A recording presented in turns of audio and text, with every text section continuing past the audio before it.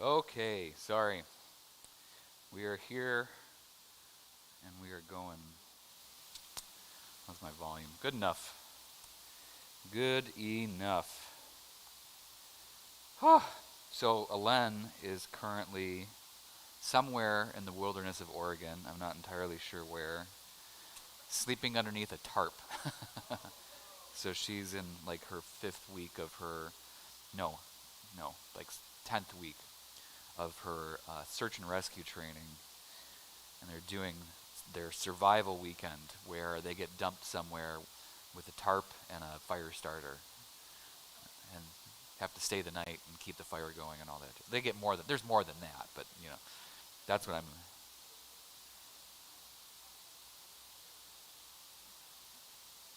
No, it's not. They're not just dropped in the middle of nowhere. There's like 20 high schoolers and 4 adults that are all in a similar area. So it is a controlled environment.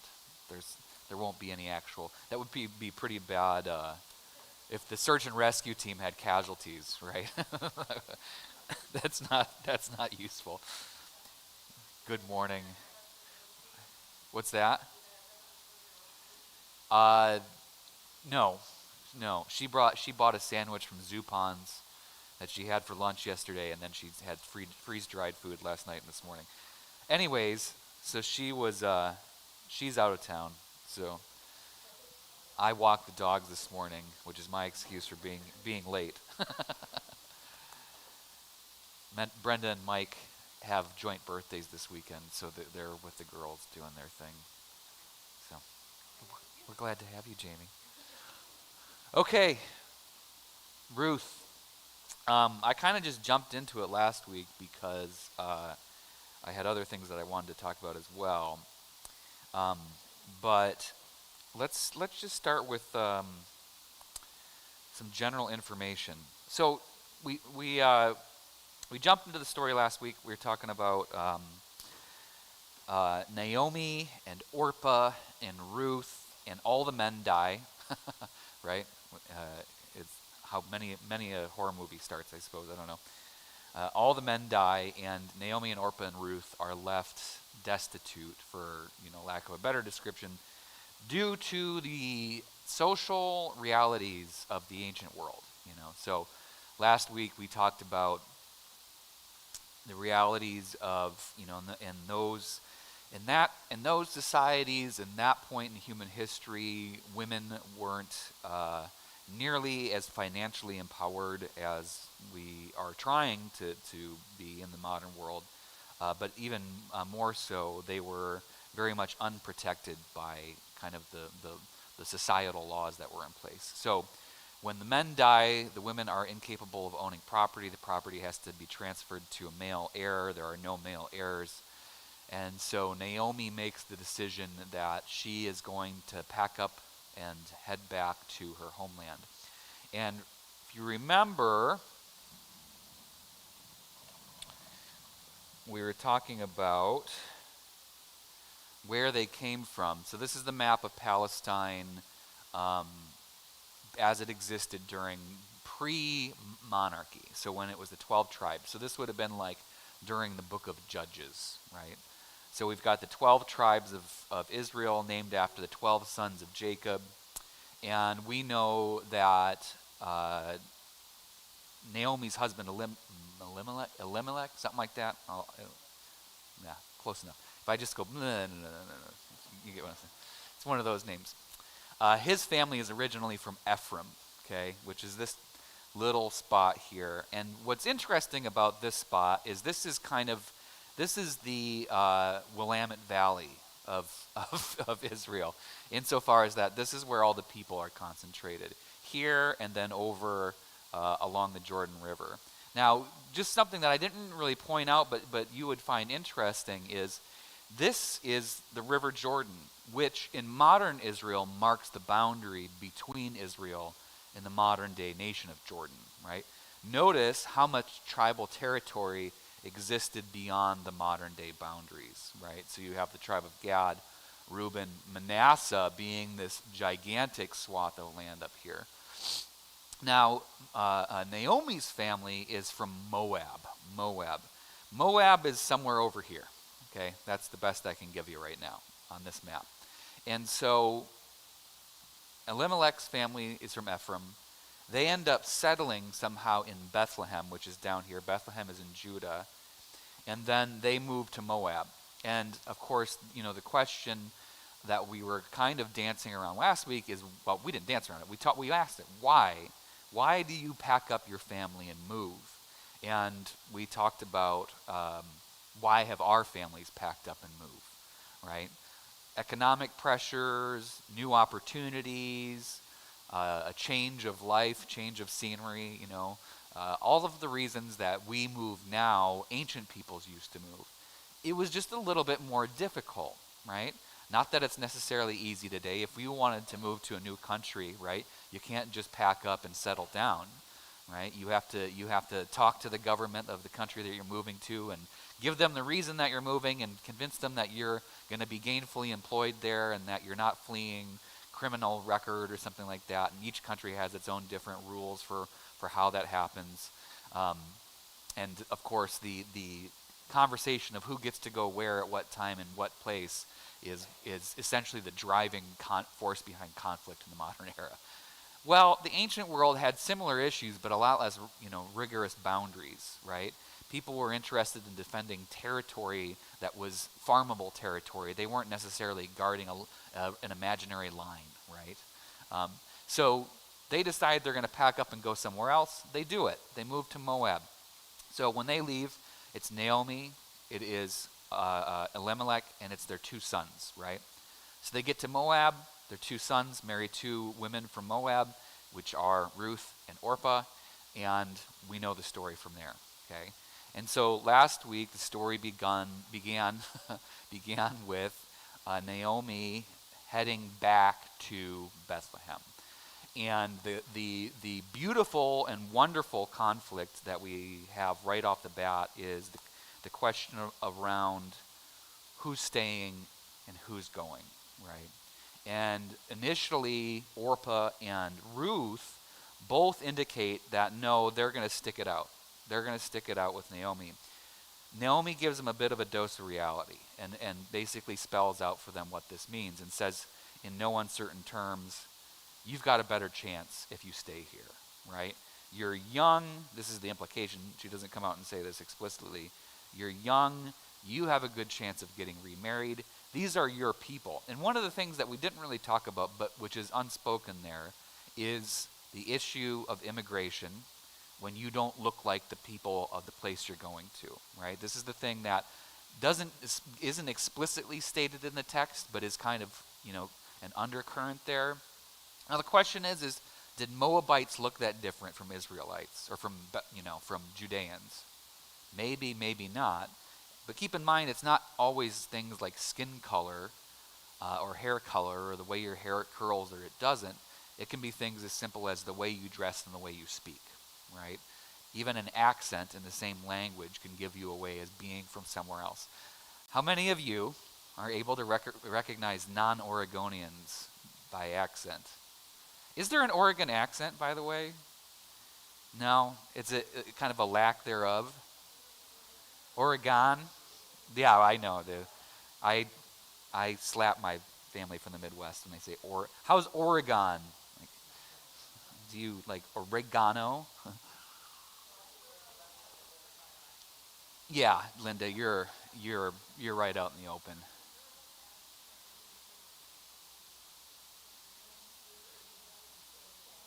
Yeah.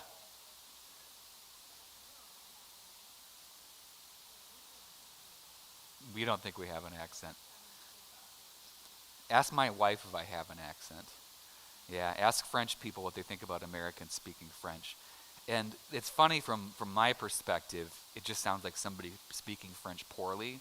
But from their perspective, it's an American accent, right? And that's not necessarily a critique on our language skills. But in the same way that, according to my wife, you know, a deep Australian accent can be attractive. Apparently, some French women find American accents attractive. Not my wife.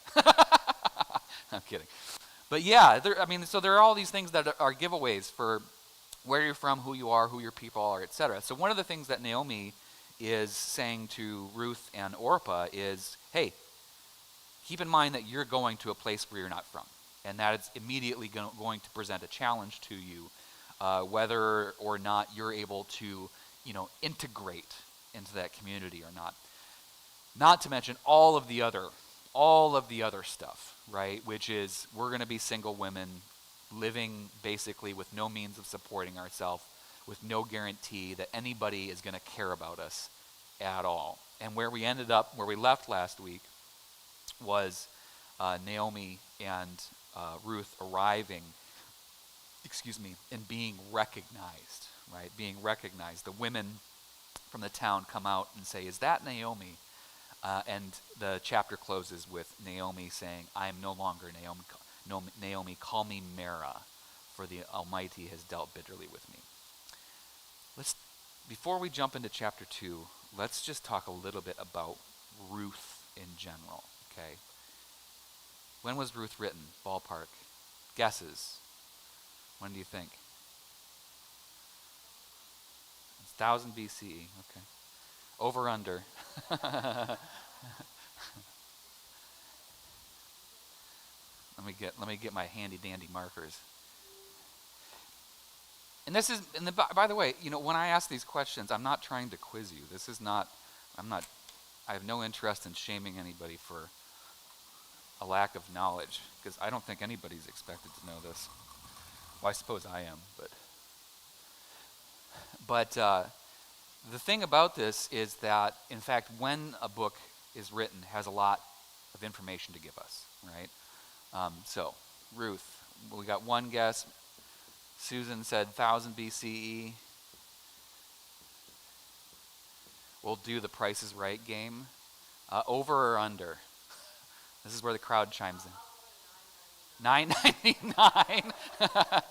So under. Okay. Yep. You're correct. It's newer than that. Ballpark it. Give me another number. Lower than 1,000. 775. Thank you, Jamie, for playing the game with me. Okay. 775. So this is about 50 years before the fall of the Northern Kingdom. Over or under? Higher or lower?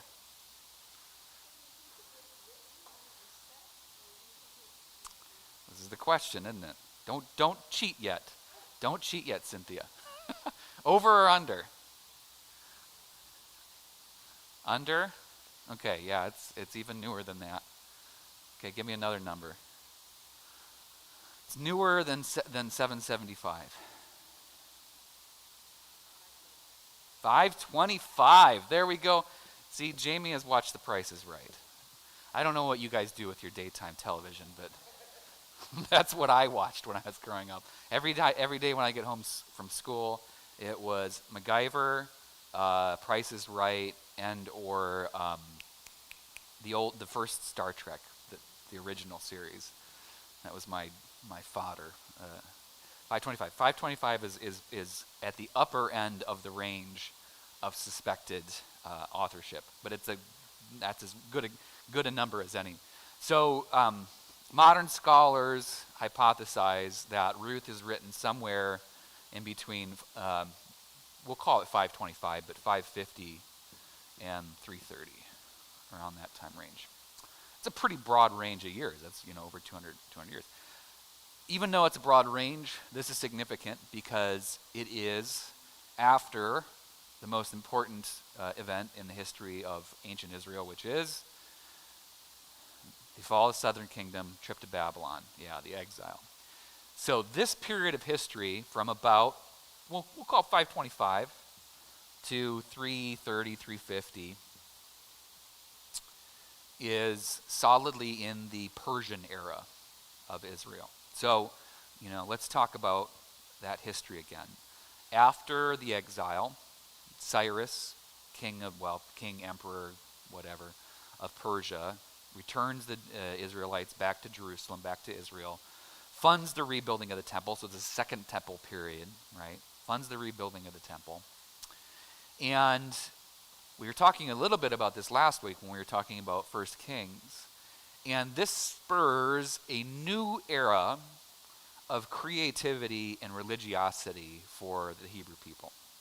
because they have come out of a time of trial and trauma and find themselves in a post-war economy, so to speak, of they are back in the place where they belong. They are able to do the things. They're able to have families, grow, live independently, not under somebody else's thumb, well, sort of under somebody else's thumb.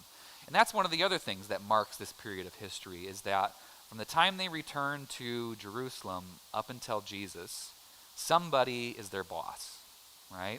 Starts out with Cyrus and the Persians. This is during the Persian era. Who's the next person that takes the reins?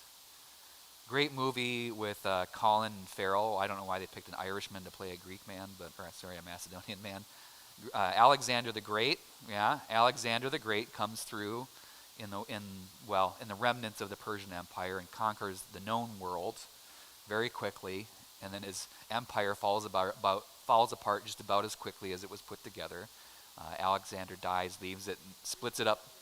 Yep, splits it up between his generals, and then the world kind of fractures, and then finally the Romans, right? Well, there's a couple of in-betweens there too, but the Romans end up coming through not too long after.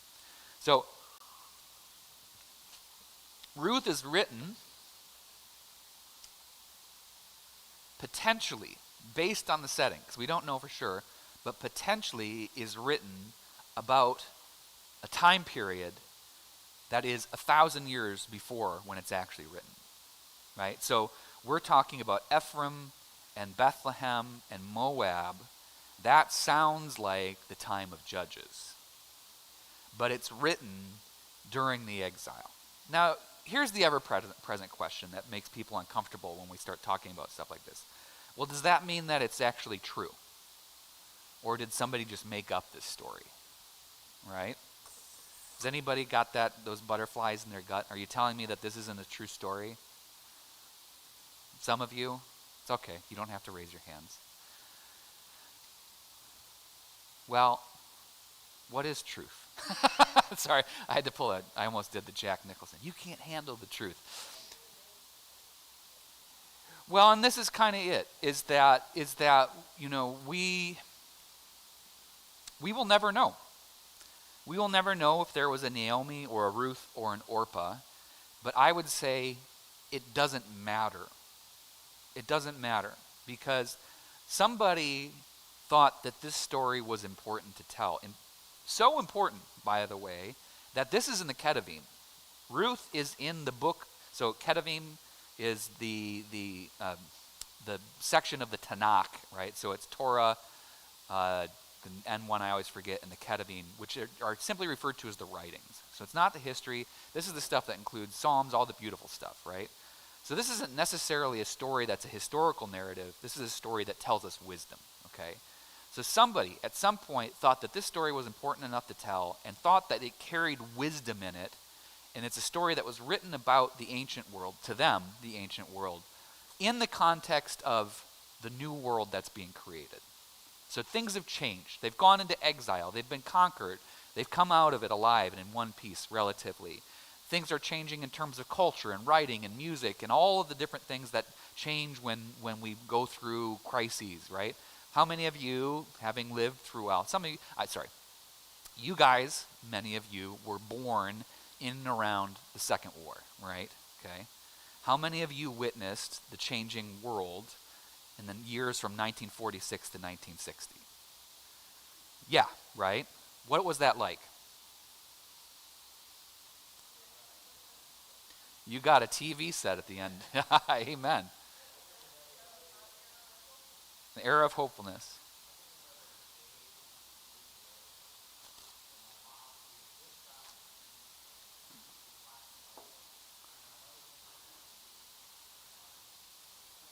Wow. Yeah. I heard hopefulness over here. I was going to ask, does anybody remember what, the war economy was like? We talked last week about the Depression. This is post-Depression, post-Works Progress Administration, Does anybody, go ahead, Maureen. Oh my goodness. You're dating yourself, Maureen.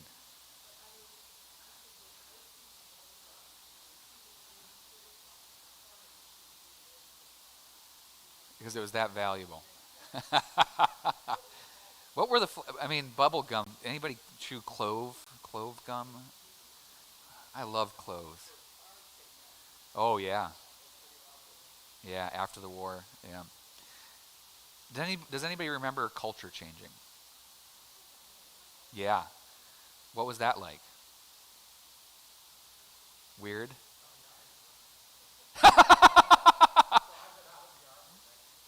Yeah. Spent. Yeah. Yeah.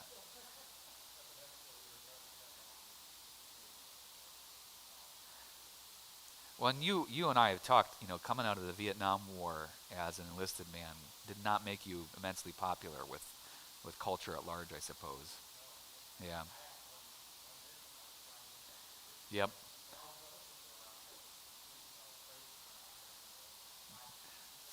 Flowers in their hair and hippies. Sorry. Yeah. Do I need to point to the bun of hair at the back of my head here? Anybody else remember cultural shifts? Not even just post World War II, but in general, over the course of your lifetimes. What are the things that have changed significantly for you? The Beatles. I was just talking about this last night with somebody. The Beatles, the Beatles, pre and post India, right? Pre and post Abbey Road, right? Or Sergeant Pepper's. Pre and post Sergeant Pepper's. Yeah. This is all, the period of time we're talking about is roughly 50 years, give or take, okay? The reason I'm bringing this up is I want you to imagine what's going on in Israel during this time. And I'm not talking about specific things, right? I'm not going to point to specific things and say these are the pieces we need to look for. I'm saying approach this book knowing that the person or persons that wrote it were writing a story that they thought spoke a truth about the changing world they were in. Does that make sense? Okay. Okay, let's get into chapter 2.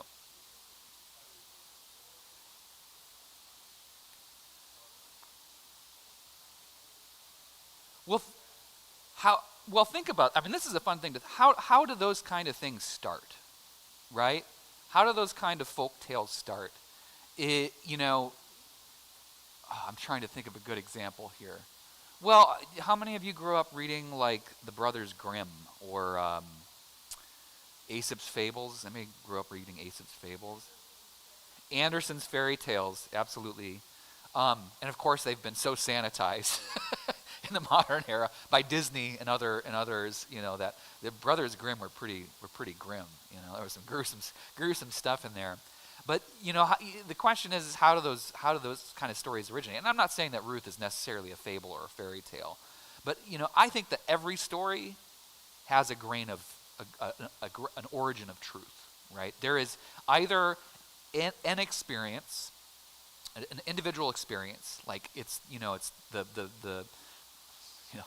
the story that came out of your college days, which kind of becomes a moral tale for why you took the direction that you did, or or whatever, or it's a story of a shared experience, right? So like. Here is a cultural truth or a cultural wisdom that this story evidences or speaks to. And in either direction, when we talk about, well, is that story true or not, the answer is yes, right? Because whether or not we can pinpoint, if we were to hop in a time machine, go back 1,500 years, plop ourselves in the middle of Bethlehem and track down Ruth and Naomi, whether we could do that or not, I don't think necessarily changes the effect of the book. But that's the kind of creative thinking that I really enjoy, is wondering, like, is there a folk tale that is the origin of the Ruth narrative? And this is exactly the work that modern scholars are doing, right? Is trying to trace down the roots of these stories, which is impossible, right? Because they're not written down anywhere.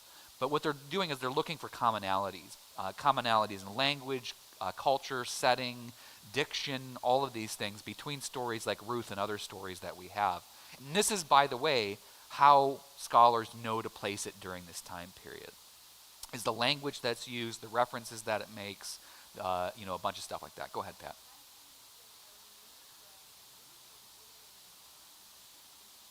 Absolutely.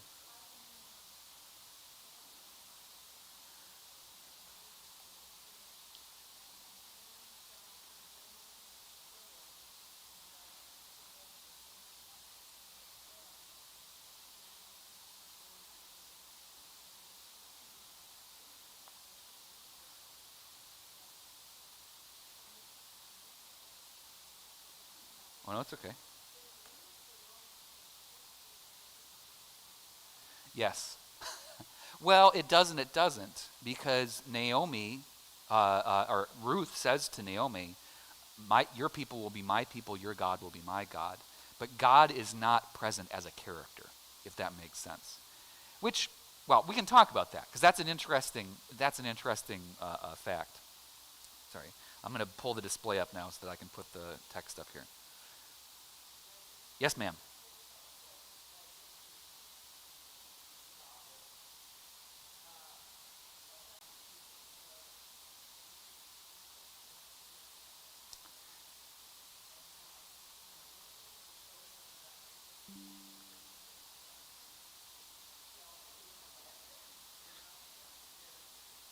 Absolutely.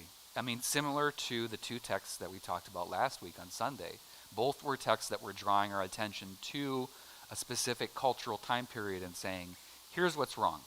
Here's what's gone wrong. The fact that Ruth and Naomi and Orpah are left in such a vulnerable position at that point in time may have been calling people's attention to this, but definitely from a modern perspective, it makes us critique our own understandings of gender equality, right? And gender equality from a modern perspective, but the ways in which certain people are vulnerable within our society, within the structures that exist, right?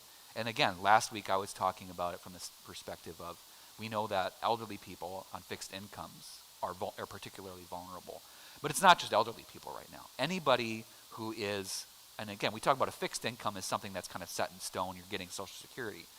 If the prevailing wage is this, and housing prices are this, that's a fixed income, right? Like if your only option is to get another job, right, in order to pay for the things that you need to live on, that's an indicator that something's wrong, right? If people can't live in the place that they work, that's not right, okay? So yeah, is Ruth calling attention to that? Absolutely, absolutely. Okay, I don't know why I went to Ruth. Okay, let's talk Ruth 2. So, enter the male romantic interest with the very hunky name of Boaz. So what do we know about relationships between men and women in the ancient world, especially in Israel? Yeah, functionally speaking. But one of the things is there's understanding the facts, and then there's being curious about the reality. So the facts were that, by and large, women were second-class citizens. Women and children were second-class citizens in this world, from a modern understanding. Do you think that people still fell in love? Yeah, absolutely. This is a story about falling in love. Go ahead, Pat.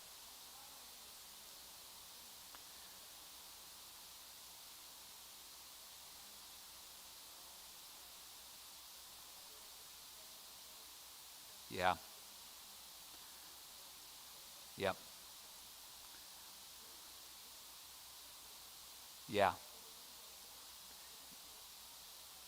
Yep. Absolutely. Because a single woman was a risk, right? Which sounds, is hilarious. And to be fair, a lot of our modern stuff carries on that vein of thinking, that men are apparently, mindless animals that are incapable of controlling their urges, and an unattended woman is a threat to them. But yeah, you're right. Yeah, if you were a man, hospitality was provided. If you were a woman, who you don't, that wasn't guaranteed. Okay, let's read a little bit. Now Naomi had a kinsman on her husband's side, a prominent rich man of the family of Elimelech, her deceased husband, whose name was Boaz. And notice the language. Nothing is incidental here. And Ruth the Moabite. So notice how the passage reminds us that Ruth is an outsider. And Ruth the Moabite said to Naomi, "Let me go to the field and glean among the ears of grain, because behind someone in whose sight I may find favor." This is what we talked about, right? The law of gleaning, which meant that you left 10% of your field fallow so that those who were poor, widows, orphans, the impoverished could come through and pick up what was left over as a means of self-sustenance. So Naomi and Ruth are taking advantage of the social security that's in the place that they're living in. They signed up for unemployment and food stamps. Okay. She said to her, "Go, my daughter." So she went. She came and gleaned in the field behind the reapers. So what's happening is the people that are actually harvesting the field are going through. Ruth is doing what she's supposed to do and coming behind and taking the stuff that's left. As it happened, she came to the part of the field belonging to Boaz, who was of the family of Elimelech. Just then Boaz came from Bethlehem. He said to the reapers, "The Lord be with you." They answered, "And also with you." Sorry. They answered, "The Lord bless you." Then Boaz said to his servant who was in charge of the reapers, "To whom does this young woman belong?" Bum, bum, bum.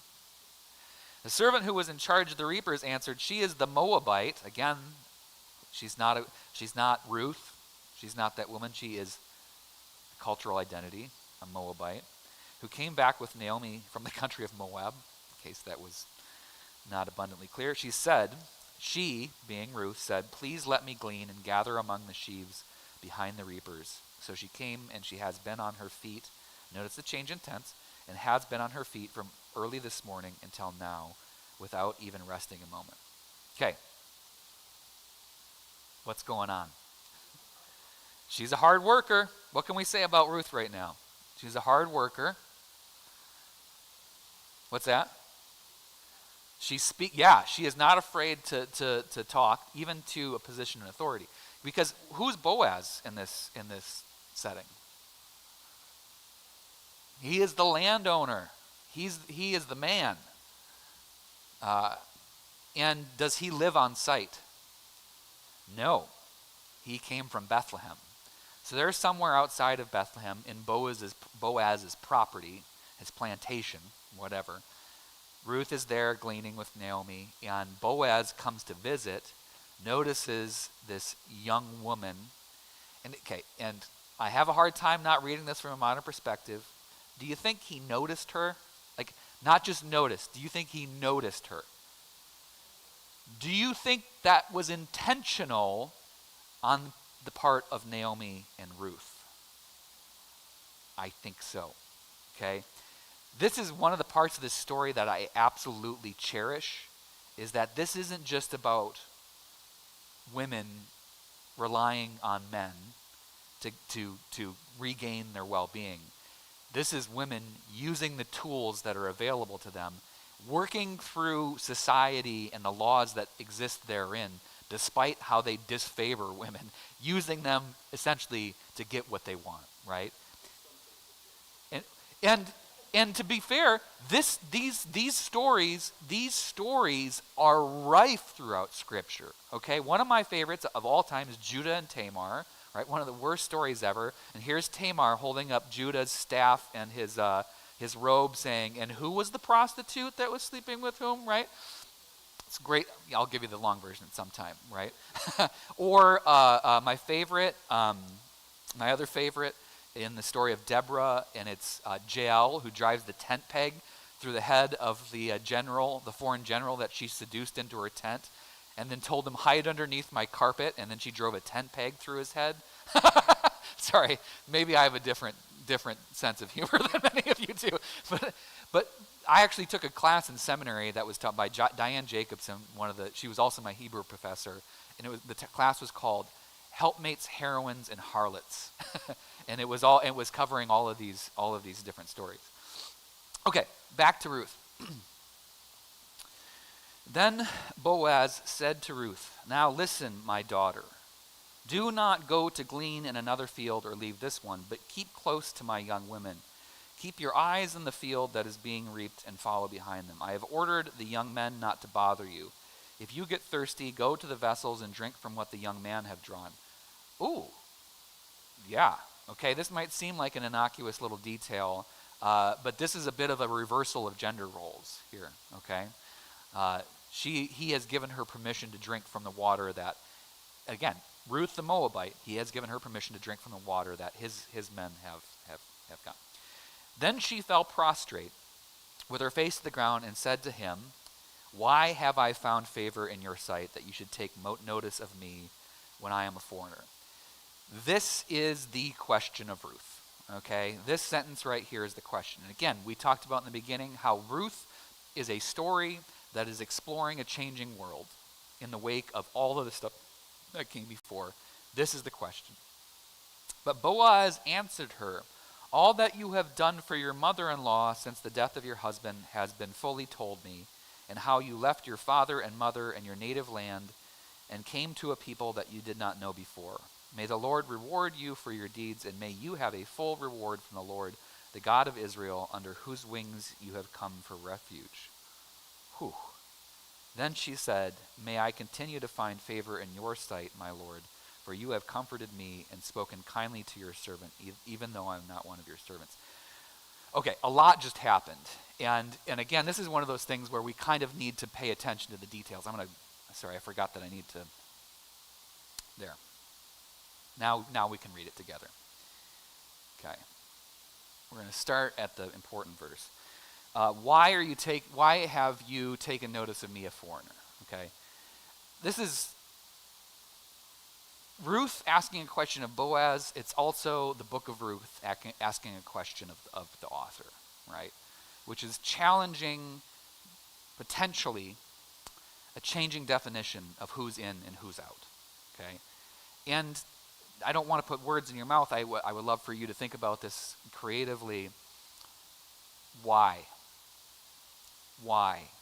So here are the things that we know.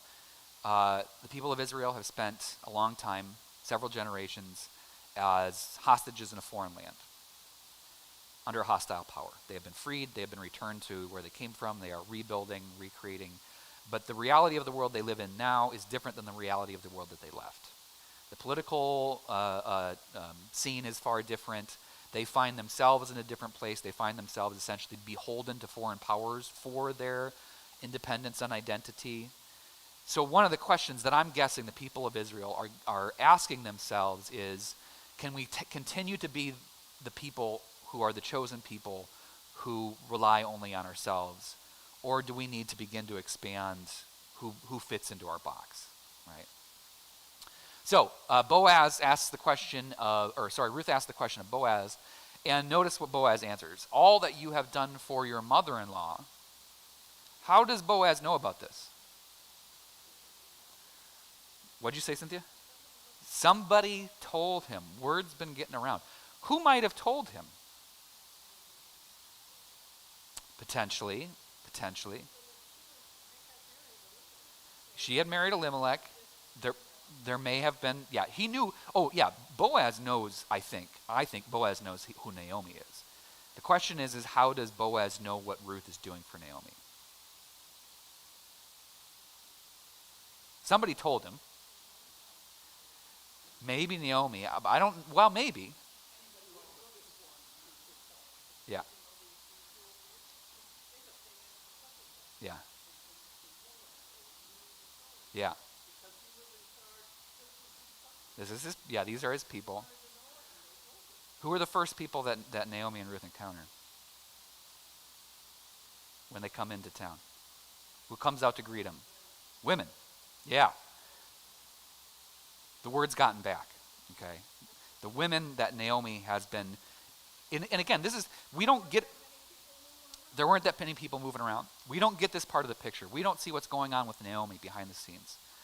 The thing that is assumed here is that Naomi has fit into the social reality somehow. Go ahead, Warner. Sorry, I didn't mean to interrupt.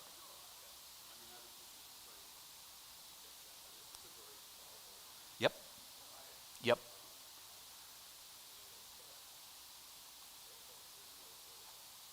It's a much smaller world. How many of you grew up in a small town, rural setting? Yeah. How many of you knew when somebody new moved into town immediately? Yeah, right? Right? Dude, before they got there. And the thing I got a kick out of, and to this day it still happens. What'd you say, Warner? Especially when they were girls? Oh, dude. Tell me all about it. The thing I get a kick out of is even until this day, there are houses that are called by their original names, right? Do you know who moved into the Olson house, right? because Harvey Olson, is the guy that lived there 40 years ago, but it's still the Olson house, and that's how we keep track of who's moving in. Oh yeah, they tore down, they tore down the Smigelski house and built this new monster. It's like this is the way that real people talk. Yeah. Yeah, and this is not Bethlehem, even though Bethlehem is not huge. This is a smaller area. Okay, so go ahead. Did somebody have something?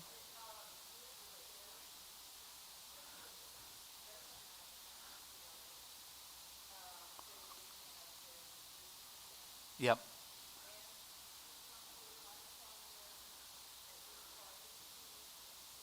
Absolutely.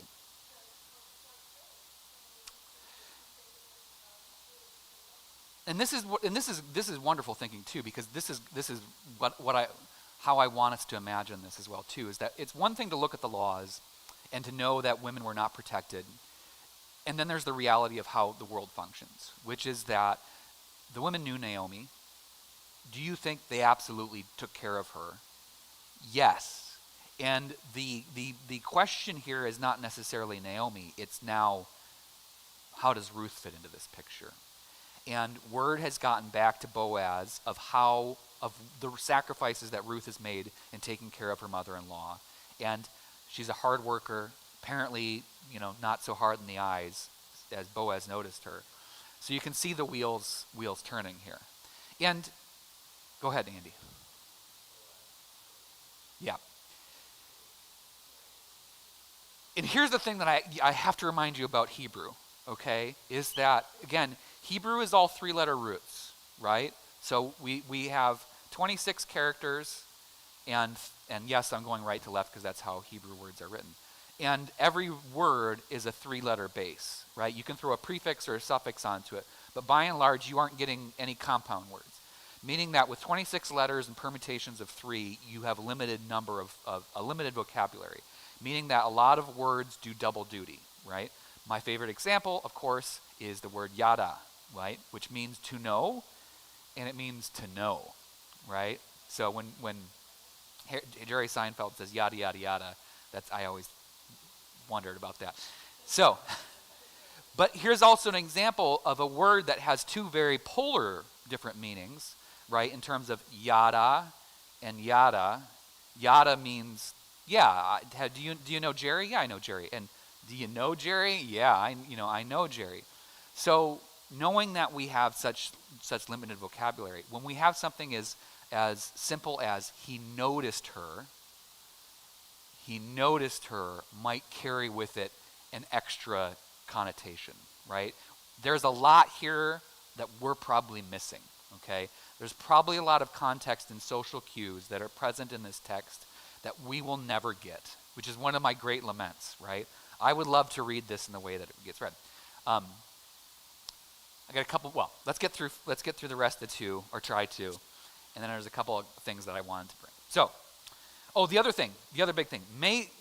Ruth, the Moabite, the foreigner, may the Lord reward you for your deeds, and may you have a full reward from the Lord, the God of Israel, under whose wings you have come for refuge. Whoa, okay? Again, it's something that we kind of just take as part and parcel of this text. This is a pretty profound statement from Boaz, because Boaz just said to her that his God is looking out for her, okay? Now, don't take that lightly, because again, we're talking about a book that's written in a changing world. This is potentially a part of that changing world, is who is God drawing into, God's arms, okay? And Boaz is claiming that Ruth, the Moabite, the foreign woman, is one of those people. Okay, here's where it gets good.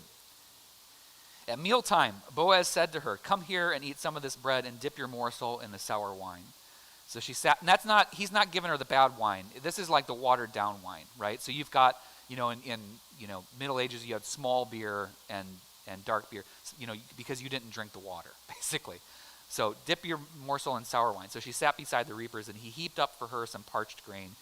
She ate until she was satisfied, and she had some left over. Again, the words here are not incidental. Where else in Scripture do we have the words "and some left over"? Feeding the 5,000. That is an indication of abundance. If you eat enough that you're full and there's still more yet. Somebody has given you abundance, okay? When she got up to glean, so she's like, thanks to the meal, I got to get back to work. Boaz instructed his young men, let her glean even among the standing sheaves. Yeah, do not reproach her. You must also pull out some handfuls for her from the bundles and leave them for her to glean, and do not rebuke her. Whoa, going the extra mile there, Boaz. What a flirt.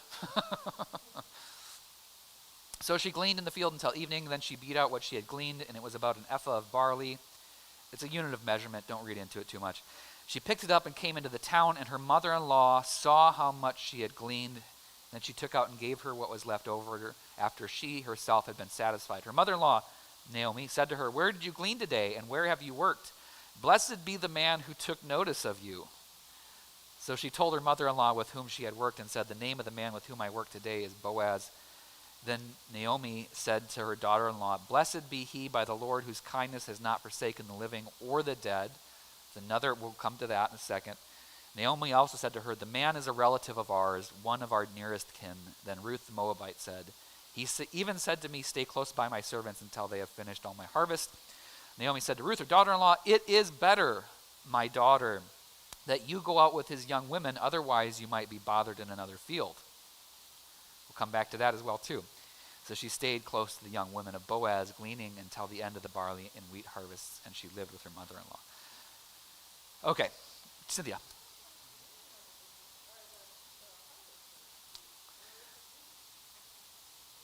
Both. It's both. It's both. And again, this is one of those things where in our minds, we've got this clear division of labor that exists in the ancient world. Yes, male children were valued for cultural reasons, but that didn't mean that women didn't work. No, they worked as hard, if not harder, in a lot of ways. There were roles that were gender specific. Like one of the ones that I always bring up is that the women were the keepers of the dead.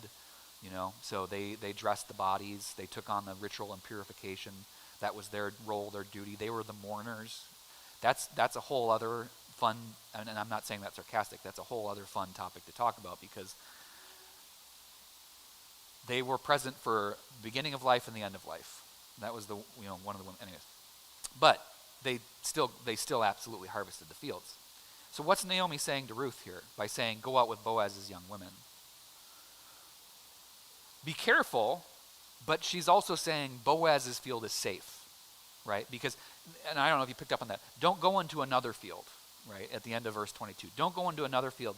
Stay with this one, okay? Stay with this one. She recognizes Boaz. He's a relative through her husband, through Elimelech, right? So Naomi is an in-law, right? This isn't direct bloodline. She recognizes Boaz, is celebrating the fact that Boaz is the one that that Ruth encounters. Whether or not that's because she knows something of his character, that might be a possibility, or it's simply that she's getting the report back from Ruth, hearing everything this guy did for her and saying, this is who we're going to stick around with, right? This is who we're going to stick around with. This is a safe space for us. Now, do you think that Ruth and Naomi have a sense that Boaz, his interest goes a little bit beyond just generosity? Yeah. And again, we these are not sterile documents. These are not sterile documents. We miss out on a lot of the cultural stuff, like I just mentioned. Yada and Yada, he noticed her, right? Next week we're going to talk about uncovering of feet. Oh boy. Yeah, next week we're going to talk about uncovering of feet. We're missing out on a lot of the subtext here, just because it's a language that it's for all the reasons, okay? Yes, Ruth and Boaz are absolutely aware of what's going on here. Here's the danger, okay? The danger is that Boaz might take an interest in her, but the interest only extends as far as the current set of generosity, right? Has it happened in history that men, especially older men, have taken interest in younger women and have given them things in order that they can get what they want, right? Yeah, this This is the history of humanity, right? Those in power will use their power to get what they want, and some of that time, that power includes being nice so far as, nice extends. This is, I think, where Naomi and Ruth are finding themselves, is asking that question, because I think that question is present. Is there potentially a greater risk here? That if Ruth continues to hang around with Boaz, he might expect more without providing more. Absolutely, right? You don't need me, you ladies don't need me telling you about this, right? Okay? That is absolutely a question that's present here, and it's a question that is not spoken out loud, but we can imagine Naomi and Ruth are thinking about it, right? They're doing the math. Do we move to a different field, knowing the risk that Boaz might present, right? Or do we stick it out here and hope whatever? I mean, who knows what's going to come out of it, okay? Now, all of you who have at some point in your lifetime, raised daughters into adulthood, right, have probably had, I'm projecting a little bit here, probably had anxiety about who they're going to meet up with and whether or not they're going to do the right thing, right? This is more, old world, I suppose, right? But that question exists because, and again, unfortunately, even in the modern world, our quote-unquote gender equal modern world, women find themselves in a vulnerable position when it comes to relationships, okay?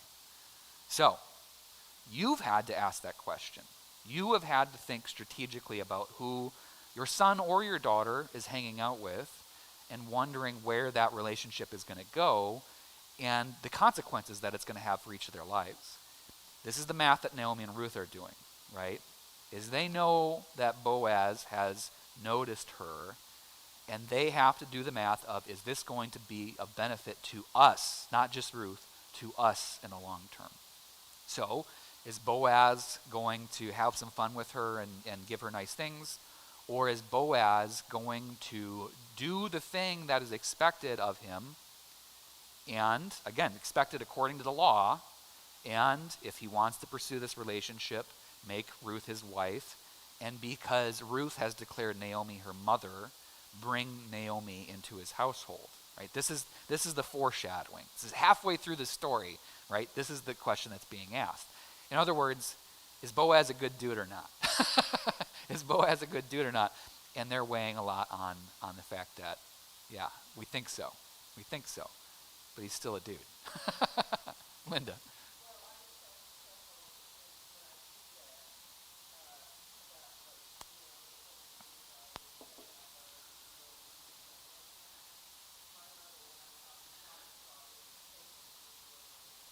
Yeah, absolutely. I mean, I know that. So I went to Michigan Technological University, which had a ratio of 6-to-1 guys to girls. This is before they were promoting women in STEM degrees, right? So, yeah. But right across the river was SUNY Women's College. I think that was coincidental. Granted, that college was already in decline due to changing things, but yeah. Yeah, it's always curious to me how the boys' college is right across the river from the girls' college.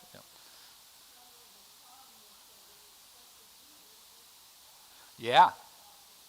Yeah. Yeah, you got to do with what you got. Now, a couple things before we wrap up here. So first of all, again, we're talking about women doing remarkable things in the setting that they find themselves in, right? Obviously, and I hope you're hearing me in this regard, I'm not saying that this is the way things should be, right? Like, this is a not so perfect setting and remarkable people doing remarkably in a not so perfect setting. This is why this story is being told, right? Obviously, we would aspire to better. We would aspire to live in a world where women don't have to do this kind of thinking about how potential romantic entanglements are going to impact themselves, their careers, et cetera, right? This is the world we aspire to. What's neat about this is it's reminding us that ancient people weren't that different, right? The world was different because of lots of things, but somewhere in these people's consciousness is the question, maybe things shouldn't be this way, right? Maybe something is wrong. Somebody already noticed at the beginning when you have Naomi and Ruth basically having to scrape, scrape the bottom of the barrel to make it by, maybe that shouldn't be the way things are. Okay. Here's the other thing. So I talked about the importance of this text. So the book of Ruth is part of what are called the five Megillot, Megillot, which are 5 books in the Hebrew canon that are read over the course of the year. Also included in that are Ecclesiastes, Lamentations, the 5th I always forget, and the book of Esther, right? So the book of Esther, anybody familiar with Esther? Another story of a strong woman, right? Esther, and this is a story that is straight from the exile. So Esther takes place during the captivity in Babylon. Esther is read on the festival of Purim. Yeah, Purim. And it's read every year. If you ever get the opportunity, if you ever get invited by a Jewish family to go over for a Purim celebration, do it. It's fantastic, especially if they kind of do the traditional thing, where every time they mention the name of the evil king in Esther, whose name I can't remember, starts with an H. Haman. Yeah, everybody boos. Boo, right? Yeah, it's great. Ruth is part of that. So here's the other cool thing about this story is like whatever the truth here is, it is a truth that is spoken to the Hebrew people for as long as it's been around, right? In that it is a story that they tell every year, which is their story, part of their story. And again, we'll talk more about this in weeks to come, but what we're essentially exploring here is it's a story as well about how when the world changes, we have to change with it. Yeah. No. Unfortunately, Orpah's storyline goes like this. I like to believe that she, married a nice guy and settled down, had a bunch of kids, and lived happily ever after in Moab, right? And then that she packed up her kids and came to visit Ruth every once in a while. That's the story in my brain. But yeah, we don't know what happens to Orpah. Well, I don't want to spoil anything, but we do know what happens to Ruth and her son and her son's son and her son's son's son's son's son. Spoiler, it's Jesus. All right, folks. Next week, chapter 3, if you want to read ahead. Otherwise, I'll see you in worship.